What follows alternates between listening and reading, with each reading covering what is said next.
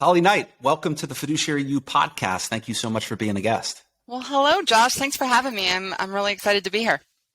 Well, I'm excited to have you. You have an awesome story. You and I, we've been connected on LinkedIn, but we didn't really meet until a couple of weeks ago down at the Wealth at Work conference. And we grabbed lunch one day, and just started chatting and realized that we both had this kind of passion for behavioral finance and the behavioral emotional impact that money and wealth, or lack thereof it, if you will, has on people. And then you told me kind of your personal story, which we'll get into, which was just captivating. So I am super excited for you to be here, and we're going to have a fun discussion. Thanks. Yeah, I have to tell you, when I saw your name on the registration list, I was like, oh, and then when we were in a workshop together and we were both saying kind of the same thing, I knew we were destined to be friends. Awesome. Yeah. Well, I if you were excited that my name was on the list, that might just be a function of like, they should have gotten maybe some better folks to come down there, but I appreciate the sentiment. So you are, Director of Retirement Outcomes for Sapers and Wallach, which is a totally baller title, by the way. Why don't you give a little bit of background, just about kind of who you are and what you do, and then we can kind of transition into hearing more about your story. But like day to day, talk a little bit about what your role looks like, and talk a little bit about Sapers and Wallach. Sure. Yeah. So, Director of Retirement Outcomes, that's a fancy title. And sometimes I call myself a financial coach or a financial therapist more than anything else. But so Sapers and Wallach we're an RIA. We're a third generation firm located in Newton, Mass. Our CEO is Aviva Sapers, so a female directed firm, which is also very, very cool. Very cool. Yeah, so retirement, I cut my teeth in this industry back in 2007, so right at the end of 2007 for a broker-dealer, and really focused on the wealth management side. And then, I didn't quite agree, or didn't drink the Kool-Aid, I guess, with that firm. It didn't really match with me and my personality and my skill set. So I kind of took some different paths along the way, and then ended up at Sapers after hitting a couple of other firms that also didn't line up with my values. So it's been an interesting ride, but yeah, I love it. And so my day-to-day now is I get to do education. So I'm responsible for all of the educational content that comes out of Sapers and Wallach for our employees, for the employees of our clients. And I also do a ton of one-on-one consultations with folks. So it's been a really cool experience. I will say, I don't think there's a more exciting time to be in the industry than right now. There's a lot of stuff going on, and there's just a lot of opportunity to really kind of, shift this paradigm of where we are when it comes to retirement readiness. So I'm excited to be a part of it. That's awesome. And you've built some really cool stuff. At your firm, built a financial wellness platform, leveraging a technology platform that you've essentially used to build on top of. We're going to get into that, but I think you've done some really, really awesome stuff. As I mentioned, it was your kind of personal story. I think stories are so powerful, and that's, in the financial world, like we want to talk about bits and bytes of information and data and spreadsheets and charts and projections and all of that, but that doesn't connect people to one another. And we're in a very trust-based business. And part of coaching, counseling, advising clients is you need them to really begin to get kind of vulnerable, right? Yeah. With you, and really start to talk about, and a lot of advisors, like, they feel less comfortable kind of when you start to talk about more of the kind of the personal or emotional aspect of money. But I've always found that when you can get clients, or you can get employees that are willing to kind of open the kimono and be vulnerable, that's when you really start to be able to kind of shape and influence and help people. And when you told me your story, I just kind of sat on the edge of my seat. So talk a little bit about, like, growing up. It's an amazing story. I can't wait for listeners to hear it. Talk a little bit about your story that kind of shaped how you've gotten to where you are and why you're so passionate about what you do. Yeah, I absolutely. So I will say, my story is not something you talked about vulnerability, and I think that is a key ingredient to really, affecting any kind of change or sustainable change. But it's one thing to talk about it with others and not talk about ourselves, right? So, and I think we see that across the board. It doesn't matter what industry you're in. So I was having dinner. So I also teach. I'm an adjunct professor. So I have an economics degree. My bachelor's is in economics. My master's is in education. So I've taught at every level from preschool all the way up through CEOs. Not a big difference, by the way, between those two. And I say that only they're both infantile. Well, I say that because, how we take in information and how we communicate information, that doesn't change much, right? That's our personality type is based, is kind of established very early on. So that's part of it. But, I was having dinner with one of my mentors, Dr. Hasse. He's a professor at the University of New Hampshire, where I'm an adjunct. And we were having dinner, doing a catch up one night, and he's very, he's in his 70s, wears a bow tie. He's just very proper. And I talk a lot with my hands, and I'm very animated, and he was just quiet. And at the end of it, he goes, Holly, what's your why? I'm like, what do you mean, what's my why? He goes, well, why do you do what you do? I'm like, because I want to help people. Like, isn't that why everybody does what they want to do? He's like, yeah. But you could help people doing a lot of different things. Like, why did you choose this specific career? And his question kind of threw me a little bit. I was like, I think it kind of chose me. And he said, well, what do you mean? And so I told him my story. And I grew up in poverty. It was pretty extreme poverty, and I was emancipated at 15. I moved out and couch surfed until I turned 16 and could afford to buy a car. What does that mean? What does that mean? Emancipated? I know what emancipated means, but in the context of being a teenager, like, what does that actually mean? That means that you have all legal responsibility. So nobody else, even though you're under the age of 18, you can make all legal decisions for yourself. So you're not dependent on anybody else. Was that a crazy process? I mean, you don't have to get too deep into it, but was that a crazy process? It's actually, it depends on whether or not you are the only one that feels that you should be emancipated. So for me, it actually wasn't that big of a process. I just felt at that time that I could do a better job. And, I didn't know what I didn't know, but I just knew I wanted something different. And at 16, I was working full time. I was working 40 hours a week when I was 16 years old. Some of that was under the table. I doubled up with my classes my senior year of high school just so I could graduate early and, just work because I was going to have to put myself through college. And so I did, got to college. I bartended 3 jobs at the same time. And that's how I paid for it. And I graduated and I landed on my feet and I did okay. But the road was not always easy. It was very windy, and I had a lot of really low points. And really, the reason I do what I do is because there was nobody talking to me about finances, right? I was an economics major. Still, nobody talks to you about like personal finance. All I knew is that little plastic card was going to give me what I needed in the moment, and I would worry about the repercussions of that later. Like that wasn't something I was going to deal with now.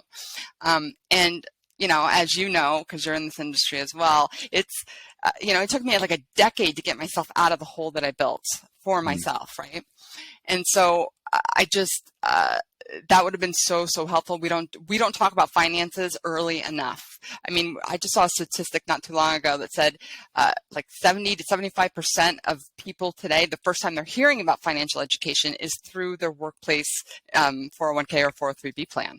And that's a really scary thing to hear. Yeah. That this is the first time adults are talking about finances, responsible finance. So I told him my story, and he goes, Holly, you got to lead with that story. And I was like, no. I'm not going to talk about me. This isn't about me. This is about them. He goes, yeah, but how are you ever going to get them to like be vulnerable, right? And I will also tell you his background in emotional intelligence, and we did a lot of trainings together and facilitating trainings on that. So I remember the first time I talked about this, I had just done a presentation on basics of your 401k, and I'm up there and I'm doing my thing, right? And I'm thinking this room full of people. So this was a mill, like mill workers. This like third shift or 3 different shifts. And I walk in and the room is packed. I was like, dang, this is awesome. They all came to see me. There's like 75 people in the room. And we're like, no, they came for the free coffee and the donuts, but that, whatever. They were in the room. So I was like, I got them. So I'm up there and I'm doing my thing. And, I look out at the sea of faces and they're all just like, deers in the headlights. And, I don't know, I'm pretty engaging most of the time. I think I'm pretty animated. And, but I just got this feeling that they're looking at me like, yeah, you seem nice enough. I dress the part, I look the part, I sound the part, but you don't know me, and there's no way you can relate to me. And so when I told my story, all of a sudden everyone leans in, right? So it has been, in that first time I was shaking the first time I ever told that story. Yeah. But now it's one of the things it's the first thing I start off every session I do with that. And I make sure that it's less than a minute long. I mean, this is a little bit longer than I would ever talk about it normally, right, because I don't want the focus to be on, that part of the story, because that's not the point. The point for me is to show, listen, anybody can change their story, change their money story. It's just sometimes we need accountability partners, or sometimes we need the help and guidance. And so I love telling my story because I love seeing the reaction of people who prior to that thought, they're ashamed. I mean, there's all kinds of different narratives that go on in people's heads about where they are and where they think they should be. And so as soon as I tell that story, it kind of evens the playing field. And ultimately, the goal here is to help people. And if you can't get them to open up about everything that's going on for them, then it's a challenge, right? So this has really kind of set that level for me as far as engaging with participants. So it's been good. It's been a good thing. That's awesome. Let me just ask you, just out of curiosity, you mentioned you grew up in poverty. Mm-hmm. How did that impact your relationship with money? And, even now that you're in the business and you've got an economics degree, how do you see those experiences and how it impacted you? Like, does it still influence your relationship as an adult and as a very successful, knowledgeable financial professional? Do you find it rearing its ugly head and still impacting your relationship with your money? So I just have to say, I love that you just asked that question. We didn't even practice that. So that's fantastic because it's spot on. And so, your money story is defined by the time you're like five or six, depending on what you read, but it's 5 or 6. And so how we feel about money and how we interact with money as adults is established by watching those around us when we're children, right? Good, bad, or indifferent, it doesn't matter, but that is what helps, the foundation of your money story. So for me, I grew up in poverty. There was never enough food to eat. I started working at Little Caesars and I had a younger brother and sister. Pizza. And an older brother, but I would go and work, and I would bring dinner home almost every night, for my brother and sister. So, I mean, it was just a lot. And my mom was a single mom for some of that. And she, was uneducated. I was the first one in my family to go to college. And so it was, there was a lot of variables there as far as the poverty was. All I knew, though, Josh, was that, I was smart enough to know, or I had the instinct to know that this is not the life I want to live, right? And it's hard when you're a child or growing up in adolescence and you don't really know what you don't know, but you know that you want something different. Right. So it was it's a great negative reinforcer, I guess. I'm also one of those people, I don't ever look in the rear view mirror and say, I wish I woulda, shoulda, coulda. I just feel like that's a waste of energy and space in my mind. You can't change the past. Yeah. So my thing is I'm all about making mistakes, owning your mistakes, learning from your mistakes, but don't wallow in your mistakes, right? So it's learn what you need to learn from that lesson and then move on, let it go, because otherwise it just creates havoc on you. And that's true when I'm meeting with participants as well. I mean, a lot of them there's so much shame. I can't tell you how many times people will say to me, I know I should have done this, or I'm so stupid, or I don't know. I'm like, listen, I'm not here to judge you. That's not my job. Like, I am not here to judge anyone. And to be totally honest, outside of you understanding what your money story is, because that is a very important piece going forward, it doesn't matter to me what happened there. You're telling me your goals are here, so we need to figure out how do we get from here to there, right? And understand your behavior and why you are, why you made those decisions. That's important too. Yeah. So yeah, does it still impact me? Absolutely, 100%. And that's another thing that I tell people. I said, listen, for some people, and I do this for myself, and I counsel some people to do this if it's something that would be helpful for them. But when my paycheck comes in, it comes in and everything is allocated for. So I have 4 different high yield savings accounts that have 4 different purposes. They're labeled that way. I don't have any kind of ATMs or debit cards. So if I actually want money, I have to go down and get the money, or I have to wait for the transfer, which takes days. So I put all of these little kind of parameters around because of I know from my behavioral mindset where it comes from. And so it's a constant practice of, just being mindful of that. And that's, I think once you are, that's the shift. That's when the shift really can happen for folks. Yeah. I think that there's just a couple of really cool things that you mentioned there. One is I love this idea of the money story and not to paint things with a broad brush, but I think, 2 of the dominant mindsets when it comes to money is either a scarcity mindset or an abundance mindset, and how those things play out obviously have a really big impact. The other thing I love that you said was, we talk about, having a plan, but making wellness actionable. It's not just pretty platitudes, right? And I loved what you said is how do you take, kind of, if you understand and you're aware, and so much of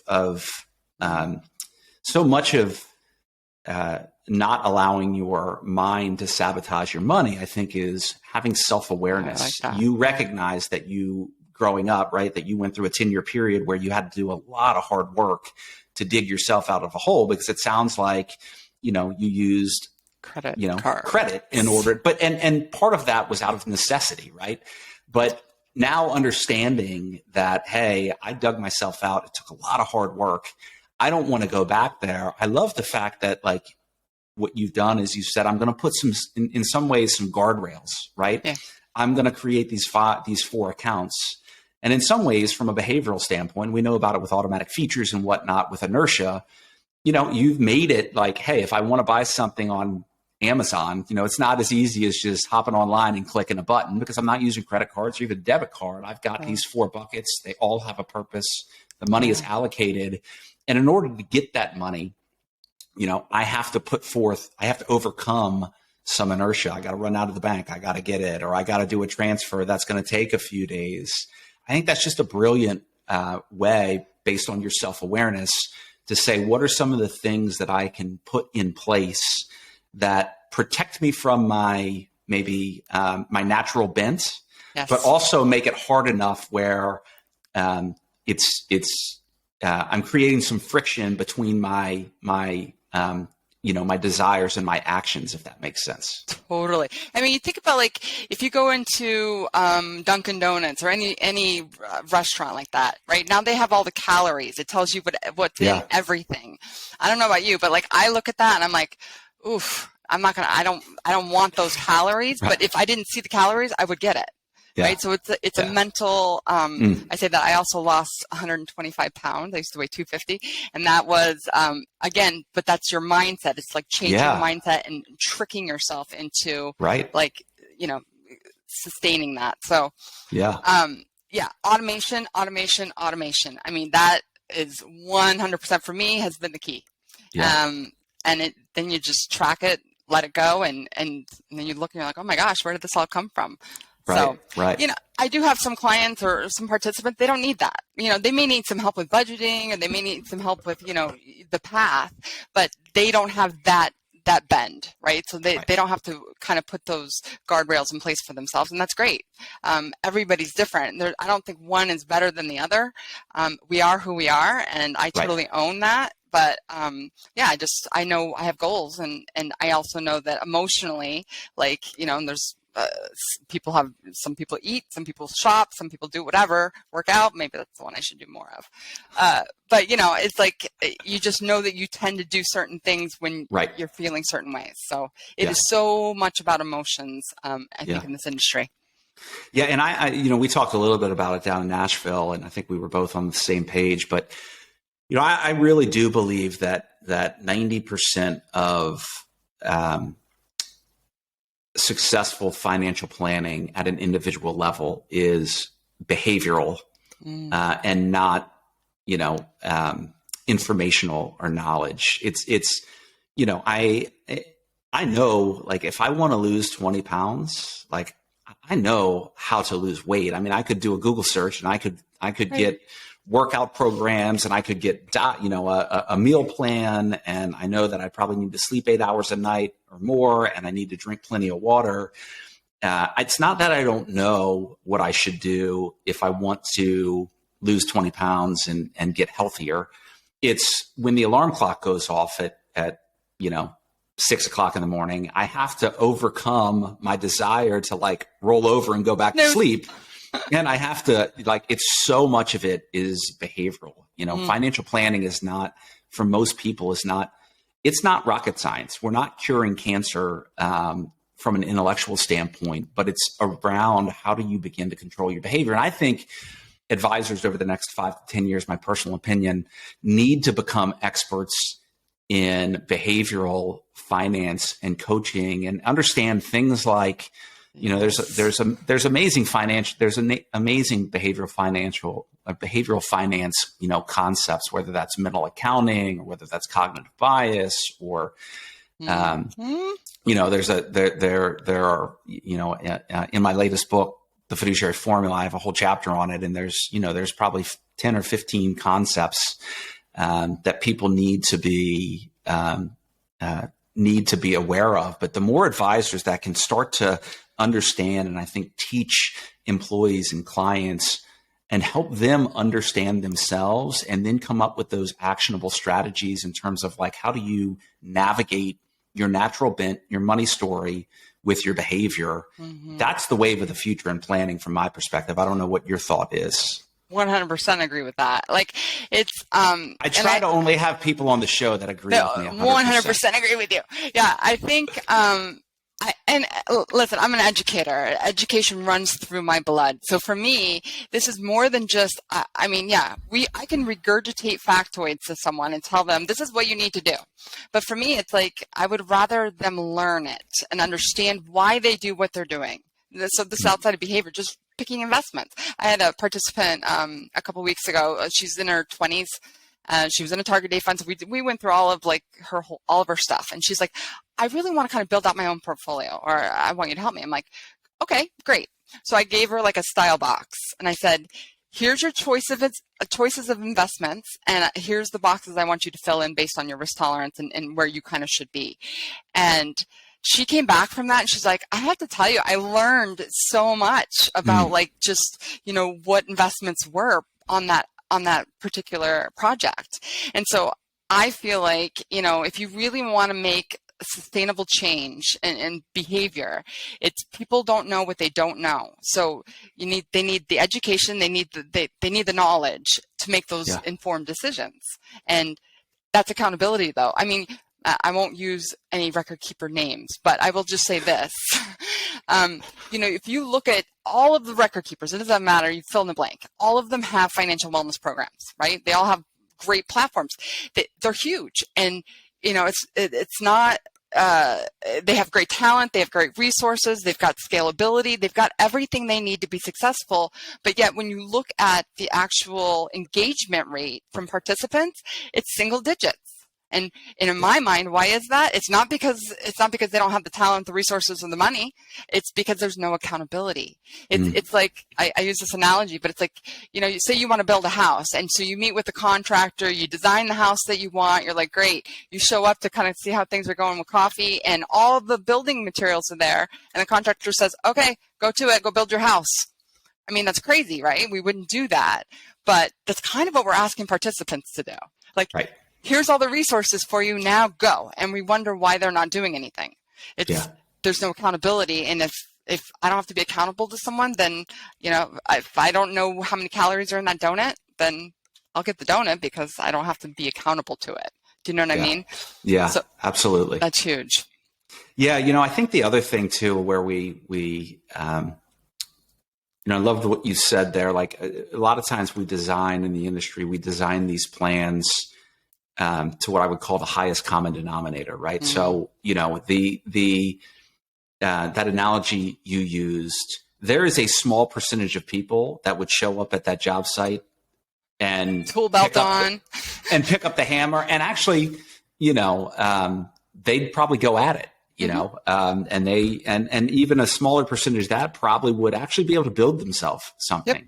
But the vast majority would not. And,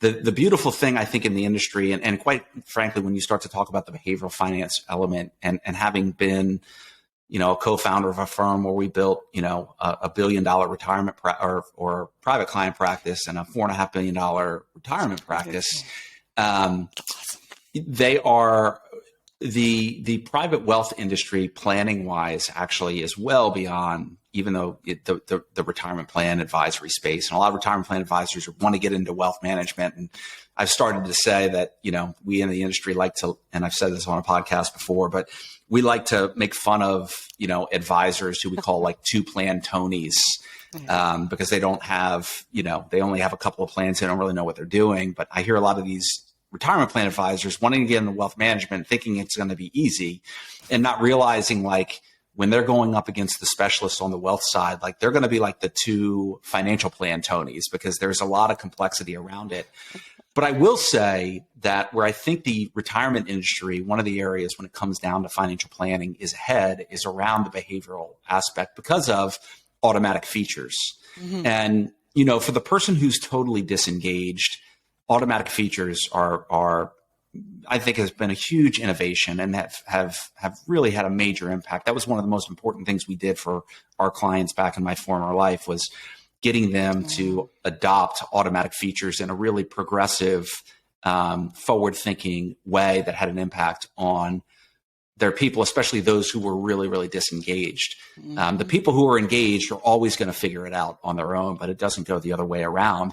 But talk a little bit about, based on your experience, how important do you think it is when you sit down with someone for them not just to say they want to get financially well, but that they're willing to put the work in and do what's necessary? Like how much is personal ownership and responsibility?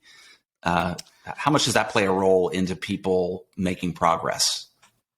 It's a big piece of it. It's actually a really big piece of it. I think, a lot of times, and I'm seeing this more and more, especially just in the last year. I mean, the shifts that I'm seeing has been incredible just from an engagement standpoint. But a lot of times, and this, it's like people don't know what they don't know, right? So if they've scheduled a consultation with me, they'll come in and they'll ask questions like, am I contributing enough? Should I up my contributions? Like, am I in the right asset class? Right. So they're asking all of those very surface questions because they don't know what questions to ask. Yeah. Maybe they're feeling like, something's not right, or I'm living paycheck to paycheck, but I make good money. So why am I living paycheck to paycheck? So they instinctively, again, and this goes back to what you said earlier, and I have a slide that I put into one of my presentations about our financial wellness program that talks exactly what you were saying. It's like what we know we should do versus what we actually do is a huge difference, right? Yeah. I think we all instinctively know we need to save for retirement, and yet a very small percentage of us actually do. So the behavioral aspect of that is just a massive, massive piece of it. But when they're coming to me, they don't really know. So I was really struggling just because we're a small firm. And so it's hard to get out there and talk to as many people as you can when you're a small firm. And so, and part of that is because you're unpacking a lot of that stuff as you're sitting there with them, and that takes time. And I just felt like, gosh, there's got to be a better way to do this. Like I can't scale. I can't talk to as many people as I need to talk to in this model. So what's out there that could do this for me and take some of that administrative stuff off the table? So I pitched this to my firm about financial wellness, and I've been beating this drum now. You and I talked about this in Nashville, but I've been beating that drum for like 3 years. It's always been important to me.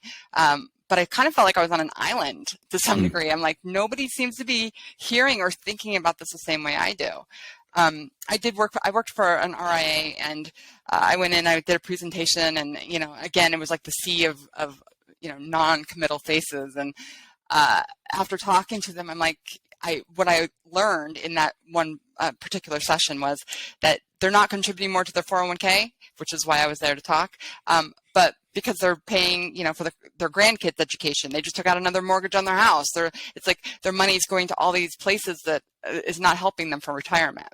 Yeah. And I remember walking away from that, and I'm like, oh my God, like this is exactly what the problem is. And so I went back to my boss. I went into his office, and I'm like, I told him about my session, and I'm like, we're having the wrong conversation. Like, this isn't what we should be talking about. Like, I can't get people to get interested in the 401k when they're struggling to keep their house, right? And he said, Holly, that's not your job. And he goes, your job is to go in there and talk about the 401k. And I was like, yeah, you're right. This is not my job. And I laughed because this is literally not my job anymore. No, because it didn't feel right to me. Yeah. It didn't feel like I was doing the right thing. And so finding a financial wellness program, and I pitched that to my firm, and they said, okay, go out and see what you can find. And so I did. I looked at a lot of different firms, and I had different criteria that I was looking at as far as what would be a successful program for us. So you kind of ran like a little RFP, if you will, for a wellness platform. Yes. To leverage. And dude, I'm like such a nerd when it comes to statistics and data and using all that stuff. So I was like, I had it all like spreadsheeted out. Right. But yeah, we found one, and once we adopted it in November of last year. So we just finished out a full year of it, and it has been life-changing. So it's been it's been life-changing for me, but it's also been life-changing for a lot of the people that we work with. So, that behavioral finance, that's a piece of it, but this program allows me to get to that meat very quickly. And that's what I love about it. So kind of the velocity of those interactions accelerates, if you will. Yes. And you can just take that and go in a lot of different directions with it. So you chose WellSense as the platform provider. A lot of advisors listen to this podcast, and there's this kind of battle going on within the industry around, like, you've got there's a lot of frenemies going on right now. You got record keepers that want to get into the wellness space. You've got advisors who want to get into the wellness space and how they do it. The fact that you went through this process, talk a little bit about that, because I think that would be helpful for advisors that are listening that either are looking for a new platform or are looking to launch a wellness program. How do they do that? Like, what was the process that you went through? What were you looking for? And ultimately, why did you, what were I would say, kind of the best practices or the lessons you learned in choosing a platform partner, and then taking that a step further? You've had 12 months of kind of implementing the program. What are some of the learnings and lessons that you've taken away from that? Yeah. So, I did an RFP, and I nailed it down to, or scaled it down to about 2. There was 2 finalists. And the one that I was leaning towards, I did a lot of research. I analyzed a lot of different things. I wanted something that was scalable. I wanted something that was, packaged as far as the content. Like, I'm always going to tweak because that's what we do. But I wanted something that was already established. I don't want to have to come up with marketing and branding and making sure all my presentations make sense. Like, I just need someone to do that for me, because that takes a great amount of time. So that was one. And then the other thing was, like, we have a great CRM, but it's been through some different teams of people over the years, and probably, it needs a little cleaning up, and we're kind of figuring that out. But I want to be able to use data to drive action. I feel like there's so many times, and you know this as well as I do, but it's like I'd go up there, do an education session, you know, I think I hit the mark. I feel like they, you know, in that small group of people, they heard what I had to say, and I always would run a report afterwards, by the way. Again, data geek, but I'd run a report just to kind of see if there was any action change leaving from that meeting. Yeah, I always do that because so like did you see like an uptake in participation or deferral rates or people changing their investments or anything like that? Yeah, I always pick like one nugget that I know I can easily look at the actions. So like did they all increase their beneficiaries, whatever, or actually go in and put their beneficiaries. So I wanted something that had data. It was data driven because that's the other piece of this. Like, you know, you can talk to HR directors or HR teams that, you know, as on the financial education side about what they think their employees need. I think we can guess what we think people need, but I'll tell you, I walked into a meeting once, it was on estate planning. And so when you hear estate planning, you're thinking the demographic in the room is going to be an older age group, right? I walked into a room and there was a little under 100 people in the room, and the majority of the faces I saw were in their 20s or 30s. And I was like, I had a panic attack because I'm like, oh my God, I'm in the wrong session. Like I prepared for the wrong session, right? That was my knee-jerk reaction. And I was like, okay, I'm going to wing this.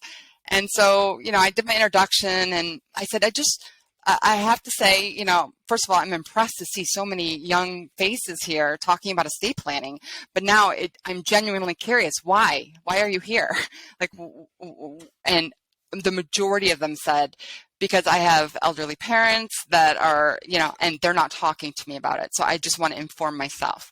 So, you know, you think you know what people need to hear and at what point in life they need to hear it. We don't know that. The data can show us though. Right. And so I wanted something that was data driven. And so that was a piece of it. And then I would say the last part of it is something where, you know, there was some action items that could be followed up on. Like, how do we track whether or not what we're doing today is going to make a difference for tomorrow?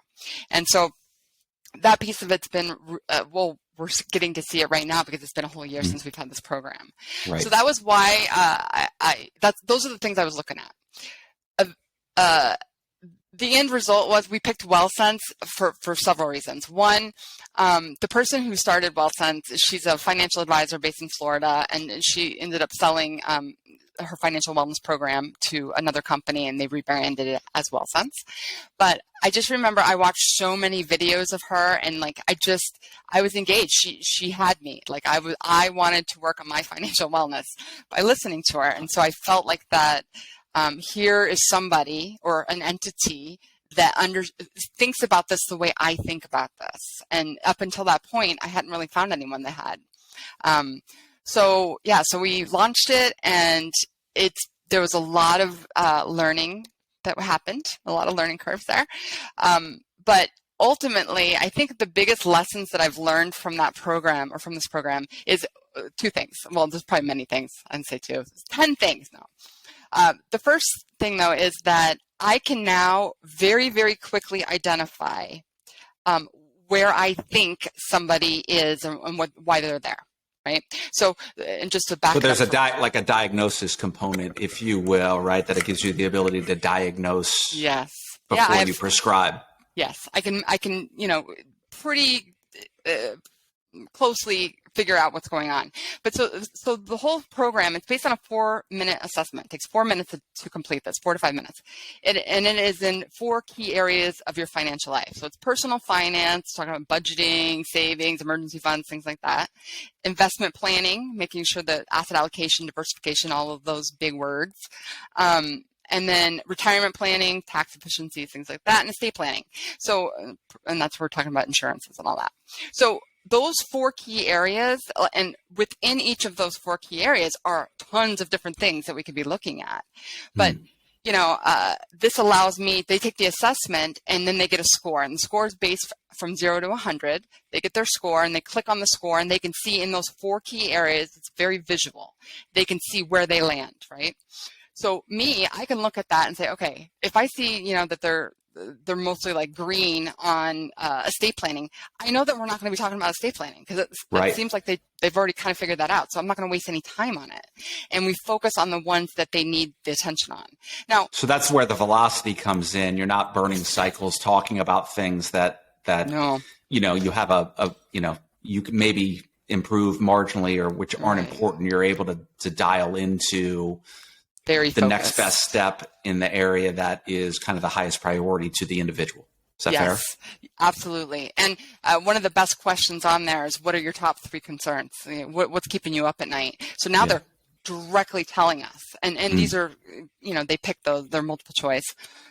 So this assessment, though, like from an advisor's perspective, like what used to take me an hour to unpack and figure out like where this person is financially and emotionally, because that's part of it too, I can now do that in 15 minutes. So in 15 to 20 minutes, which is about average for my consultations now, and they walk away from that consultation with action items. So it's just really streamlined my process. And now I run a report. So we launch a program. So when a company says, yes, we want WellSense, so it takes us a month to launch it. And during that month, we're doing different email campaigns and things like that. And people are registering, taking the assessment, and then doing a consultation.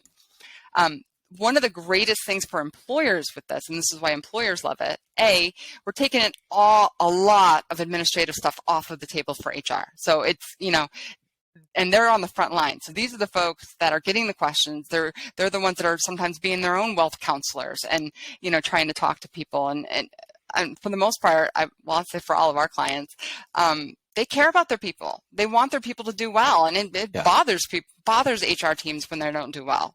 Yeah. So this takes that you don't spend a month investing the time to launch a financial wellness program if you really don't care about making sure your people are financially well. Exactly. So at the end of that, I can run a report. Now it's confidential. Anything that an individual talks to us about, obviously it's confidential. Mm-hmm. But it does give us an aggregate of the workforce. So I can run a report at the end of that month of all the people who have taken the assessment. And I've got all kinds of data points to go back to the employer with when we do those executive committee meetings. It's like, okay, this is where your workforce is on average. Like your workforce has told us that the top 3 concerns are these. So now I know when we do a group session, we don't really have to do a lot of thinking on what that group session's, what they're going to be on, right? Because they've already told us what they need. Right. So they love that because now we can actually see and drive change towards those goals. And so that's a really big thing. And then one last thing, well, not one last, but here's another thing I would say about this program that I think makes it very successful. From a behavioral standpoint, if I'm working with a participant and they need all kinds of help, right? And maybe they've got a laundry list of 20 things they got to work on. If they see that list, they're like, and I'm out. Like, when faced with that much change, nobody does anything. Right. So I have learned through the process to shorten my presentation. So now they're only 30 minutes or less. And also action items. When I give them, I give 3 at a time. No more than 3 ever. And so once they're done with those 3, and this is all done through the app. So, I click it in, it gets sent to them. When they complete it, they click it off, and then we set the next meeting. What's been fascinating about this whole process is that I've had participants who have emailed me or called me and said, hey, listen, I know I owed you my homework because I always put due dates on things. There's always due dates. That's the teacher in you. That's the educator in you. 100%. But again, and I'm the same way. So if I don't get a due date, if someone doesn't give me a deadline, in my mind, that means that it's whenever I have time. And so I think it's important to set deadlines. These are about SMART goals, right? Yeah. So, but I have participants now, Josh, who are coming to me and saying, hey, listen, I know I owed you this. I'm so sorry. I'm going to get it to you. I'm going to work on it tonight and get it to you tomorrow. So there's the accountability. It's not like they're kind of holding themselves accountable to you. Yeah. I love that. I'm like, wow, this is for you. But it's been a ginormous shift. And I love seeing the excitement on people when they see like, oh, okay, I can do this. I might fall off the wagon a little bit, but that's what Holly or somebody on the team, that's what they're there to help me and keep me on track. So it's phenomenal. That's awesome. Yeah, it's interesting. People think accountability is a bad word, and a lot of times people think accountability is something you do to someone. It's actually not. Accountability is something you do for someone, not to them. Right. Right. And that shift. Number one, you can only hold someone accountable who gives you permission to hold them accountable. Yes. Right. I mean, that's critical, but holding people accountable, it can be hard, but it's actually for them. It's not something you do to them. And when people know that you're doing it, not as like a stern taskmaster per se, but out of this desire to really help them, I think that goes a long way in terms of opening up, people's hearts and minds to wanting to be held accountable and providing that permission. Have you seen that as well? Big time. Yeah. I mean, I think the first step is the trust, right? So they need to be able to trust you and identify with you. And I think there's this is the hard part that, and we talked a lot about this in Nashville in different seminars. But I think there's a lot of really great advisors out there who are doing the right thing, and they're doing it for the right reasons. But I think if you don't have, if you're not able to connect with people and get that vulnerable piece into it, then it's going to be really hard to bring over a stranger, essentially, into, your mindset or to help them. It's really hard to help them. So trust is first, vulnerability, and then accountability. So, if they have signed on to this program, they're signing on for that accountability factor. And I tell people all the time, I'm like, listen, again, whatever decisions you make are up to you. If you're saying that you want this, okay, but just understand that for every, and good, bad, or indifferent, there's a consequence for every action that we have. So my job, trade-off management, basically. There you go. My job is just to inform you of all of those different consequences. And I'm certainly going to kind of direct you in the direction I think based on what I know of you and all of that. But ultimately, it's not my decision to make; it's yours. And I'm here if you need me to support you.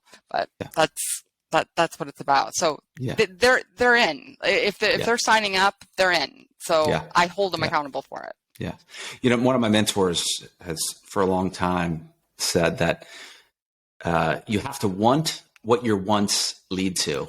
For a long time, I was like, what the heck does that mean? But, what it means is this. I go back to losing 20 pounds, getting in shape. It's not enough to want to get healthier and, let's say, to lose weight.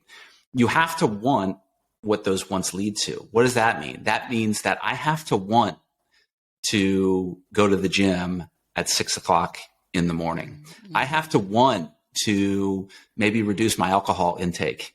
I have to want to say no to that extra, dessert that looks really good, but I know is going to be taking me away from, what I have said that I want. So it's not enough just to want things. We all want things. You have to want what those wants lead to. And getting back to the behavioral piece, it usually requires like discipline and some discomfort is involved in getting what you want.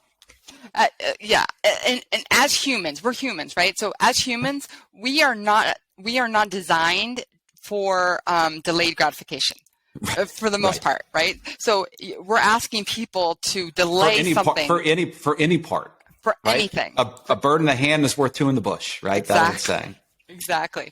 But I always tell, like at the end of every class that I've taught at UNH, or any class actually now, I've always said the same thing. And it's like, you step outside your comfort zone. Don't step so far out of your comfort zone that you are drowning and you can't get out of your own way, but step out far enough that you're uncomfortable, where it's painful and uncomfortable, because that is where we stretch and grow the most, and we learn the most about ourselves.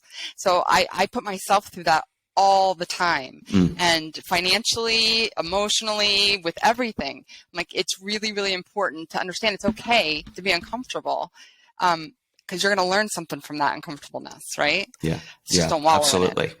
in it. No, that, the last kind of learning that I would take away from what you've talked about as well, and this is really for, the advisors and advisory firms out there, is like, you need an internal champion.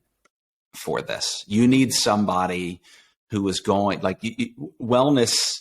I would say it like don't do it halfway. When at Greenspring Advisors, the firm that I co-founded, like I had built also a financial wellness solution, but like somebody has to champion the cause. It can't just be like you said, the record keepers, like every record keeper pretty much offers a wellness solution. And it's more like check the box. Like, yeah, we do that, but you need somebody to really have a program that is going to be successful in terms of being implemented and getting results for clients. You need somebody internally who's going to own it and really become that champion. Is that a fair assessment? Definitely. Yeah. I think our mutual friend, Brad Aaron, says it this way. It's like, you need the tech. So technology is a big piece of what drives this forward, but technology and humans, like you need both. Tech's an enabler. It's a tool in the hands of the craftsperson, right? It's not the solution itself. Right. Exactly. It's like you can give people all the resources in the world. I mean, we can do a lot of our own problem solving all day long, but you still need that human element to help keep you accountable. And that's a very big piece of this. Yeah. So let's transition, kind of last topic as we start to wrap up a little bit. I know one of the things you're really passionate about is wellness and planning for women. And so talk a little bit about, I had in the kind of the before we started recording, I kind of shared with you in 2019, I had created a comprehensive financial wellness survey for our firm that we implemented with our client base. And I was hoping to get like 300 to 500 people to respond. We had I had almost 1,900 people respond to the survey. Crazy. That's fantastic. And the survey was 75 questions. It was in 10 different areas. And we had what was interesting is I used SurveyMonkey, and based on their research, when a survey goes above 40 questions, completion rates drop to 25%.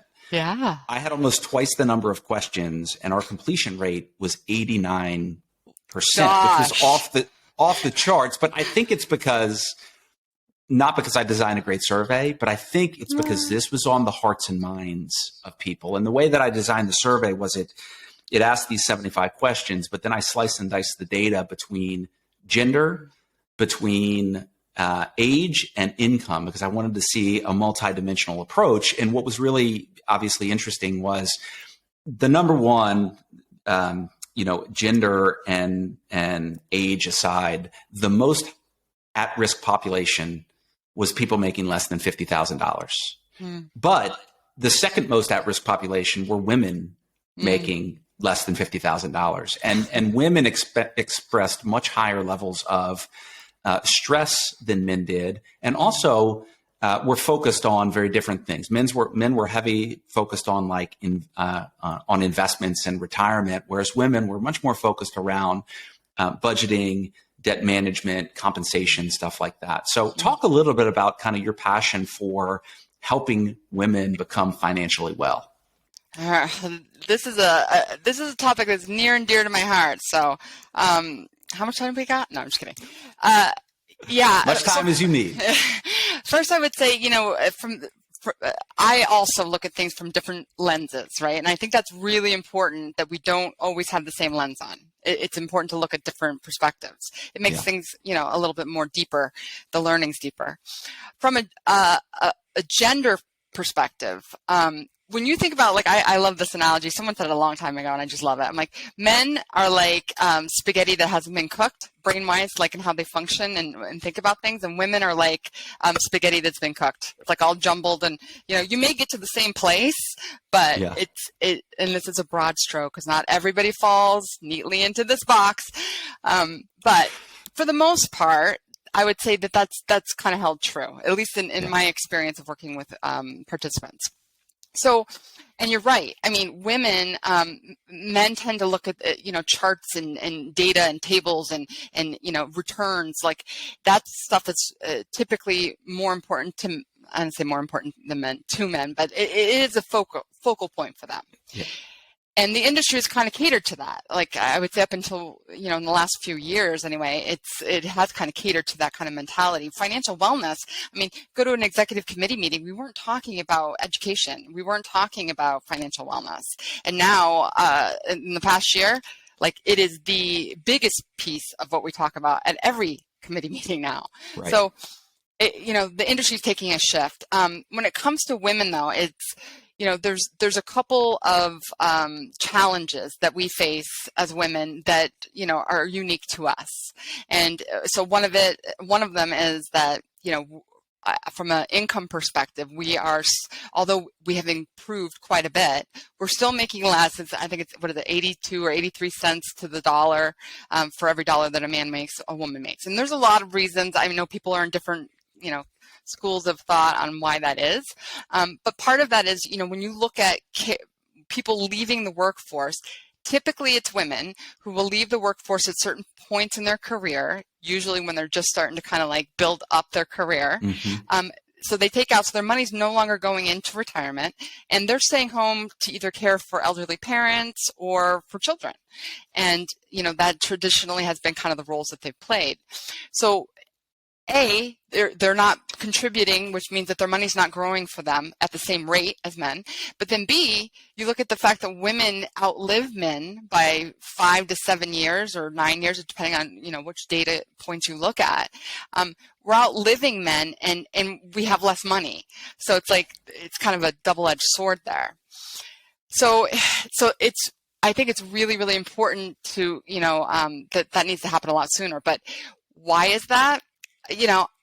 In my experience, women tend to, again, going back to we look at things differently, but if they don't understand something, it's like, they don't feel like they want to ask the questions, right? Because they feel like I should probably know that. I hear this all the time.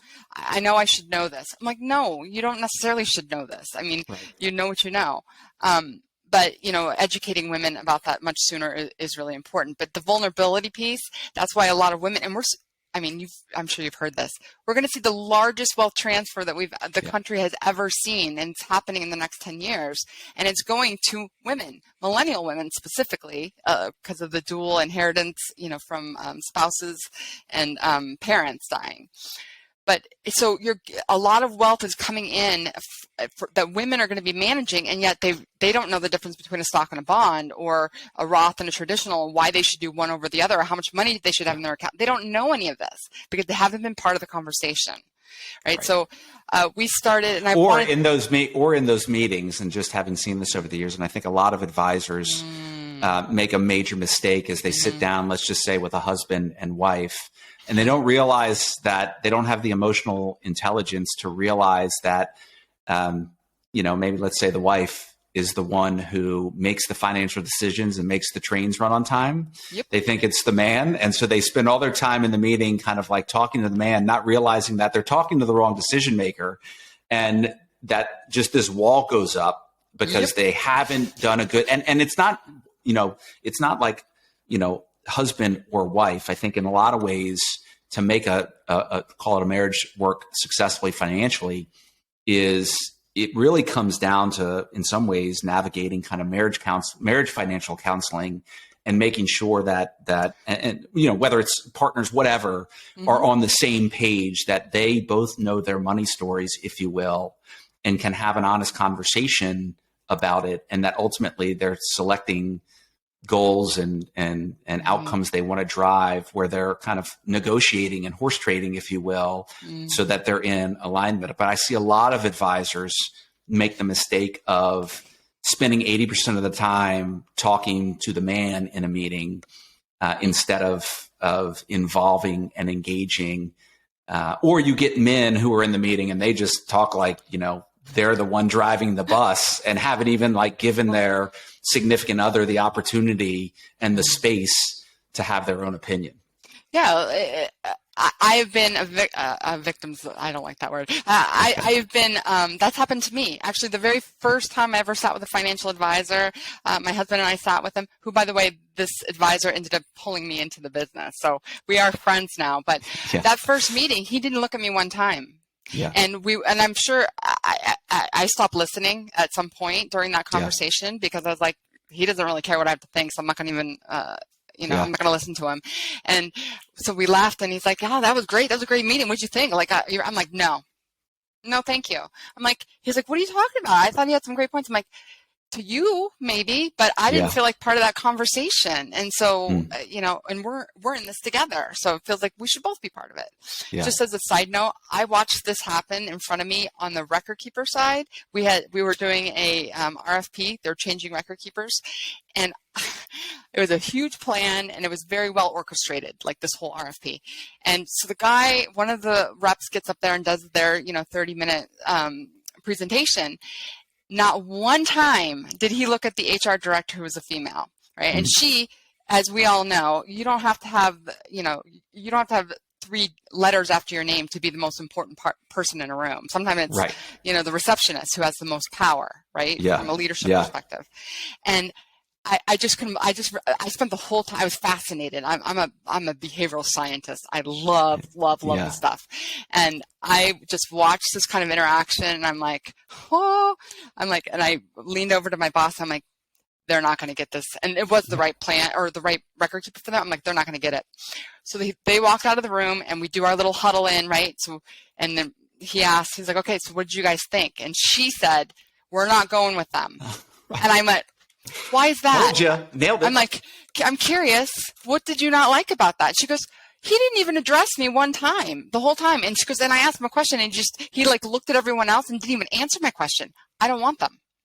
And I looked at my boss. I'm like, see, that there is something to this. Yeah. Women need to be heard. And so part of that, part of one of my own personal initiatives for this year was to do a Women in Finance series, and because it was really important to me that we kind of give them a little bit of extra TLC in this realm. And sometimes women and men probably, but women won't talk about things that are vulnerable if there are men in the room.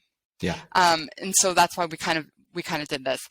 And it was it's been a really interesting thing. We started with this group called Womenology. And so Aviva and I we co-presented 2 finance things, and it was part of a bigger series, not just about finance. But right. We had so much activity and so much feedback that we started our own. And so we've done 6 of them. We have 1 more to go. But it's such a great community, because you've got women on this who are from all different walks of life. They're at different points in their life, different socioeconomics, different religions, different everything, different mindsets. And it's really, really cool to see women talking to each other about things that they're usually vulnerable about. Mm. And I love that idea. And, it kind of stemmed, really, this is my last part about this. I could talk about this all day, Josh. I know you could. I know you could.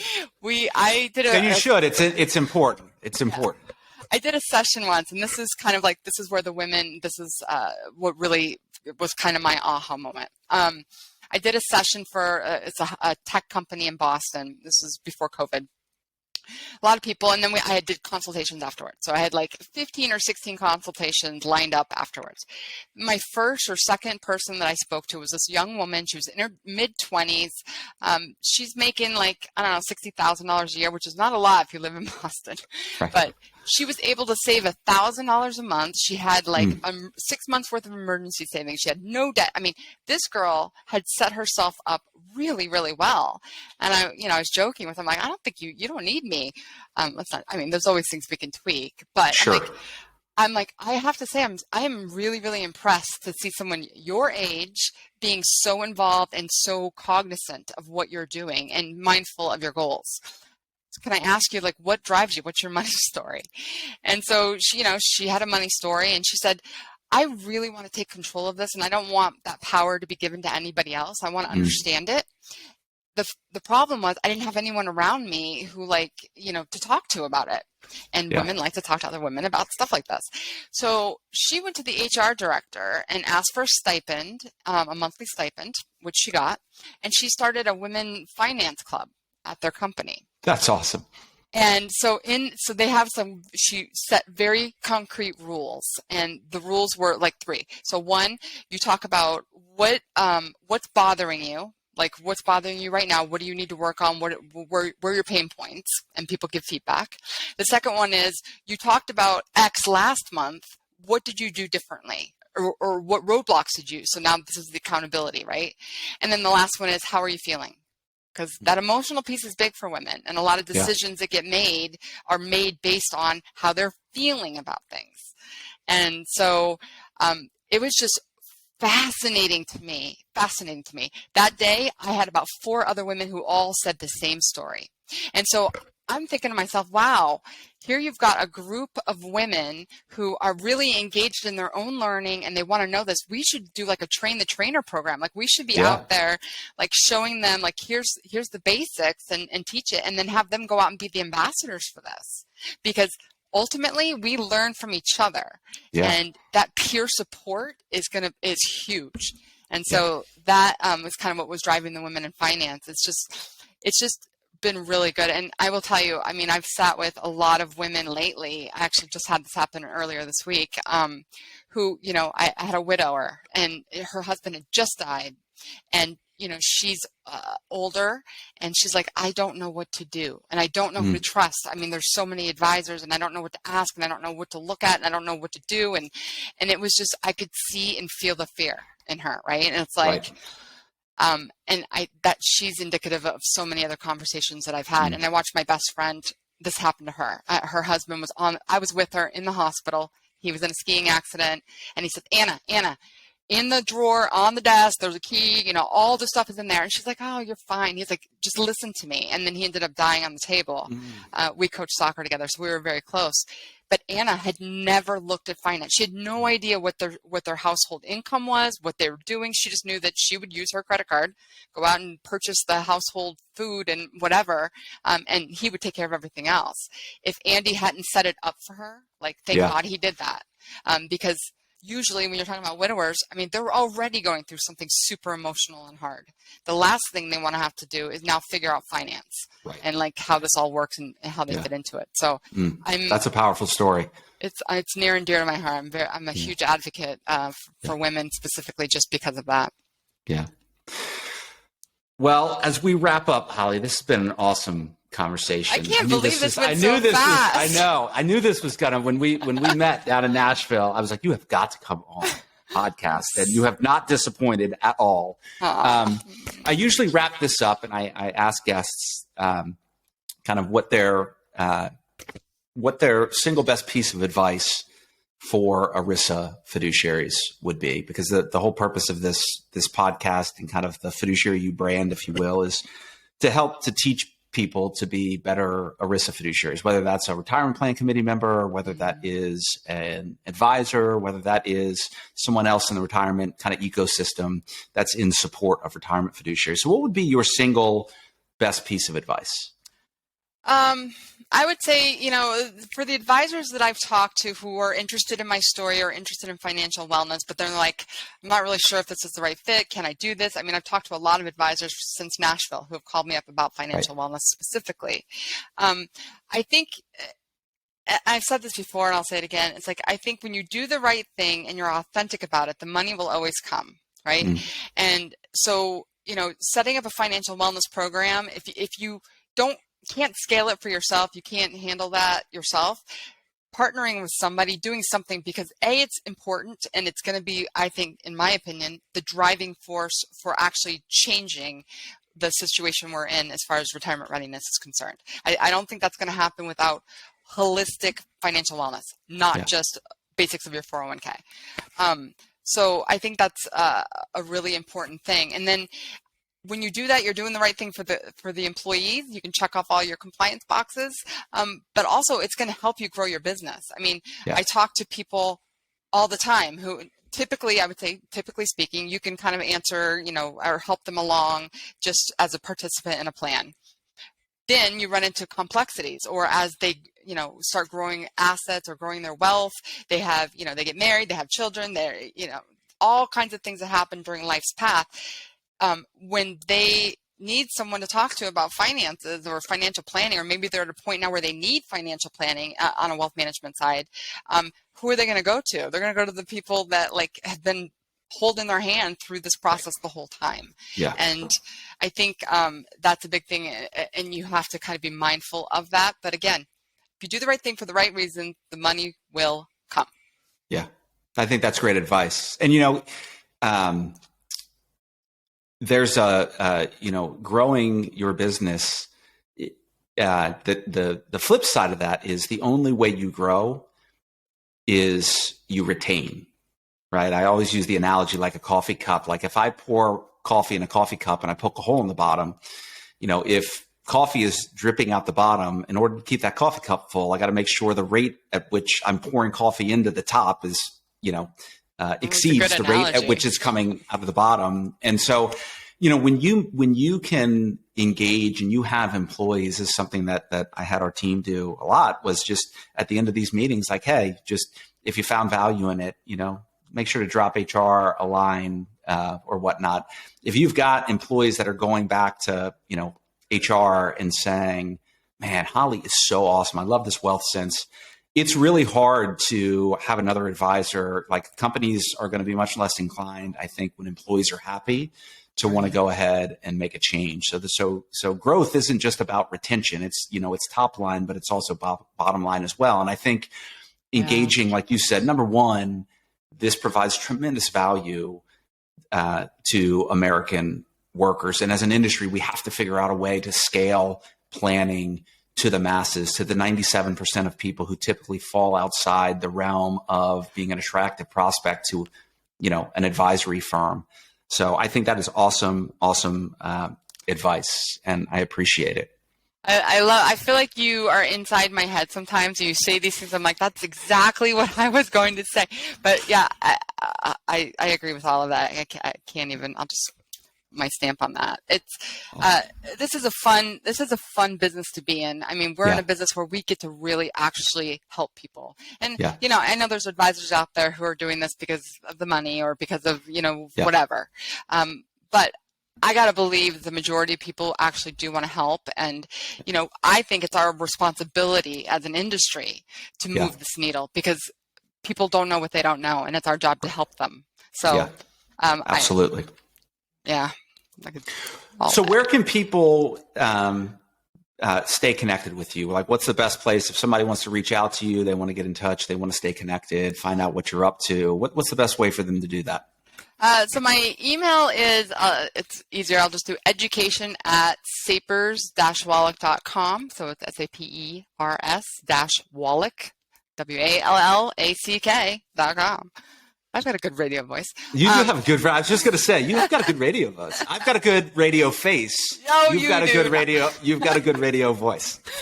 But yeah, so if people who want to get in touch, if you have questions, whatever, education@Sapers is the best way to get a hold of me. And we can just go from there.